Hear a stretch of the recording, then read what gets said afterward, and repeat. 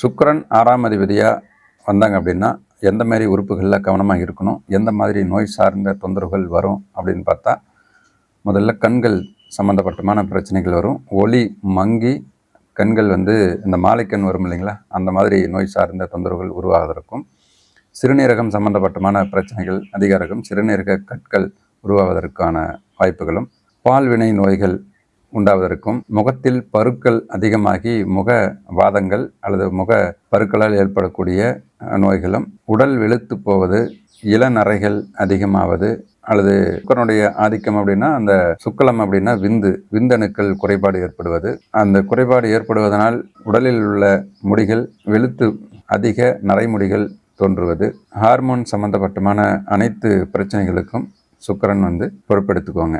அப்போ நம்ம கவனமாக இருக்க வேண்டிய விஷயம் கண்கள் சம்மந்தப்பட்டமான விஷயத்திலையும், அதேமாதிரி சிறுநீரகம் சம்மந்தப்பட்டமான விஷயத்திலையும், பால் உறுப்புகள் மற்றும் முக அமைப்புகளில் கூடுதல் கவனம் எடுத்துக்கணும். சுக்கிரன் 6ஆம் அதிபதியாக ரிஷப லக்கணத்திற்கு மட்டும் வருவாங்க. அதனால் ரிஷப லக்கணக்காரர்கள் இந்த விஷயத்தில் கவனமாக இருக்கணும்.